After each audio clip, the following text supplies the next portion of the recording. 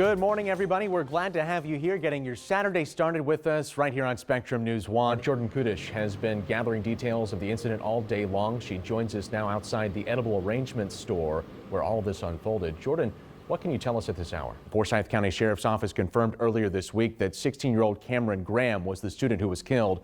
Authorities say Graham and the other student involved in the fight knew each other well. His funeral was held at First Presbyterian Church in Wilson on Friday. The Hunt family asked us not to share any video from the service, so we're respecting those wishes. Our reporter David Ivey was in Wilson, has been in Wilson all day to cover this story. He joins us now from near the church. And David, we understand some folks came from as far away as Asheville for the governor's funeral. We do know that Whatley has a lot of history in North Carolina, attending universities here. He is from here. How much is he going to have to play into that narrative of I'm a homegrown guy, although he has served now on the national stage? It's on the income tax rates. The House and Senate have set different targets as to when those triggers should happen, that the income tax rate should drop. The House came out saying we wanted to be a little more conservative, concerned about revenue. What does the Senate say? Asher, is there significance to the timing of this request from the DOJ, and what do you think they hope to find? We're kind of talking about the potential impacts of that Charlotte Light Rail murder and the fallout that kind of became national. Looks like that has not impacted her. North Carolina does not have a cashless bail in place. The president did put out a message stating that that was the case, but that is not the case in North Carolina. But are you suggesting there needs to be a change to the justice system? Well, and I think that that's what you heard today coming from our legislative leaders. Is there a way you think to, in effect, turn down the temperature and ensure that discussion about these difficult topics can remain just that, discussion, not violence? It's turning now from the hardwood to the pitch, where the NC State men's soccer team secured a spot late last night in the College Cup Finals for the first time in school history. In a tight match, the NC State men's soccer team defeated St. Louis University 2-1. One by one. To me, it was surreal. It was unbelievable. Hundreds of wine bottles are headed for the landfill. Wine stores among the dozens of shops along East Franklin Street in Chapel Hill now forced to throw out product by the dumpster load, leaving a red wine puddle across the parking lot. The building was filled with waist-high water and Sunday's flooding. And as soon as we opened up the door, we tried the back door first. We couldn't get in. It's emotional, like what the heck happened here? The water likely seeped through the corks of thousands of dollars of bottles, meaning they must be tossed. As cleanup begins, the bigger task will be replacing the store's technology and tearing out the walls. There's going to be a lot of construction here. I think this is going to be about 2 months before it's back in operation. Stores across the complex are boarded up as owners regroup. We were allowed inside Birkenstock Feet First, where glass and debris is scattered amongst hundreds of new shoes, which are now caked in mud. Water took out the back wall of the shoe store, caving in sections of the ceiling, toppling displays along the way. Carlos Delgado returned to his Goldsboro apartment building Monday afternoon, his first chance to see the damage up close. My TV should be right there. Delgado was at home when a fire broke out just before 2 p.m. on Sunday. I was in that bedroom right there. I was asleep. There's a bed to the left of that window, and I was just lying there asleep. That's when a friend gave him the most important wake-up call of his life. He burst into my bedroom, and he just said, "Carlos, fire, get out now." And I've never seen him that panicked. So in my mind, I'm thinking, oh, there's a fire on the other side of this wall, and if I don't leave right now, I'm gonna die. A wave of protesters descended upon the legislative building in Raleigh Tuesday.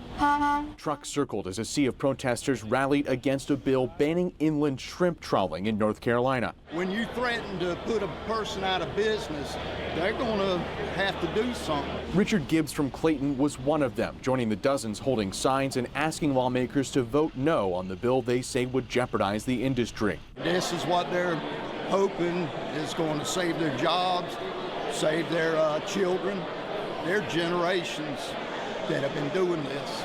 Last Thursday, the Senate voted in favor of the bill to ban shrimp trawling within a half-mile of North Carolina's shores. The measure earned overwhelming support in the chamber as many expressed environmental concerns, saying the bill would eliminate harmful bycatch and restore aquatic life. They point out similar restrictions already exist in neighboring states. House Republicans criticized members of the Senate in their own party for gutting what was originally a bill about fishing season. They should have come to us. They should have told us what they wanted to do. They wanted to see if we were okay with it. And if we were, we could have moved on together, but they didn't. I worked on a shrimp boat with my father. Claudia Goodwin from Cedar Island says shrimping is a way of life for her family. It's pride that we got. Which one? It looks like a typical playtime. A basket of barnyard animals being tossed around the room, bubbles floating and popping with glee, Yay! and a bag of colorful fake foods inspiring culinary creations. This is fun. But for 4-year-old Lyric, these fun-filled 30-minute sessions are about momentum. These are essential therapies. Stephanie Molina, a speech-language pathologist and owner of KM Pediatric Therapy, has been working with Lyric for more than a year and a half. Out of here, horse. She sees children diagnosed with autism spectrum disorder, Down syndrome, and cerebral palsy, many of whom she says would not develop important skills without treatment. Kids are not learning how to eat, how to swallow, how to move, walk, talk. Those are basic human skills here. It's a scary world out there, and when your baby can't talk, you feel really helpless. Lyric's mother, Sabrina Wong, says after her daughter was diagnosed with autism, she wanted to do everything she could to give her the best life possible. Achoo! But she knew she couldn't do it all on her own. Lyric is nonverbal, and her mom says the occupational and speech therapy she receives through Medicaid is making important moments possible. My shoes off. She just started saying mama or mommy with purpose, like looking at me.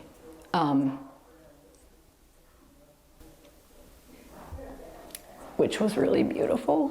Wong has noticed changes in her daughter, saying Lyric is more comfortable with new social encounters. She's come so far. The play skills Lyric's learning in therapy helped give her mom the confidence to send her to preschool. I would not have been able to feel comfortable doing that without help. One more? But Molina says the progress Lyric and other children on Medicaid are making is in jeopardy. In October, the North Carolina Department of Health and Human Services cut provider reimbursement rates for this treatment by 3%. It could impact many of the 200 children her office sees every week. How many are on Medicaid right now? 70% are on Medicaid. So this recent cut, you said it was a 3% cut. How does that affect your operations here if 70% of your patients are on Medicaid? We're now at the breaking point. My turn. The cuts are forcing Molina to limit visits and treatment duration for Medicaid patients while capping the number of Medicaid patients the office takes on. Ready?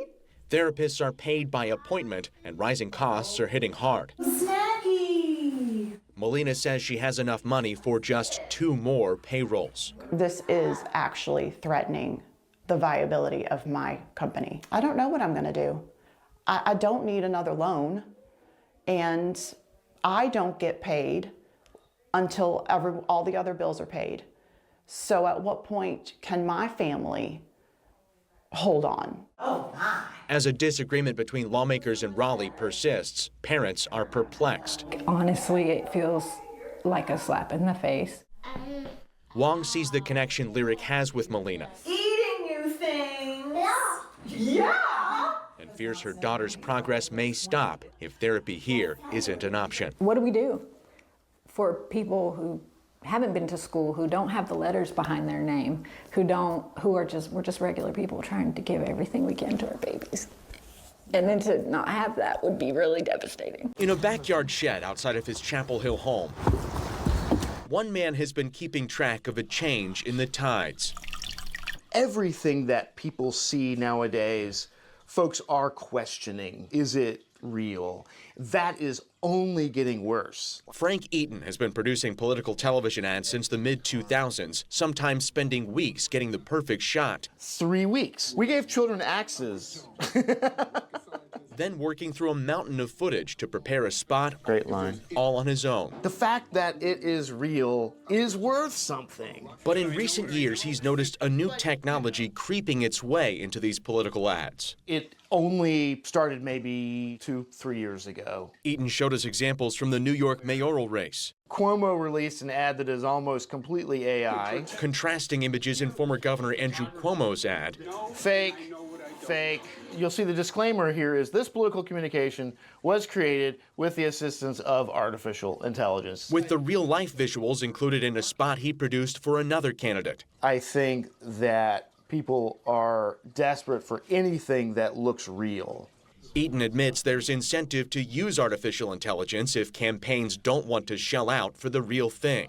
TV is the most expensive part of our democracy. Anything that a producer can do to save a campaign money in an ad production is premium. But he's concerned more AI could further erode the public confidence in political candidates. It is deeply dangerous to democracy to introduce anything that will allow people to question the process. Right. It's going to come down to people saying, like, you can't use AI because I demand to know who this person is. Eaton hopes work with a human touch isn't left on the cutting room floor. Surprising things happen when you shoot things for real. And that is the good stuff. Marshall Keely, Spectrum News 1.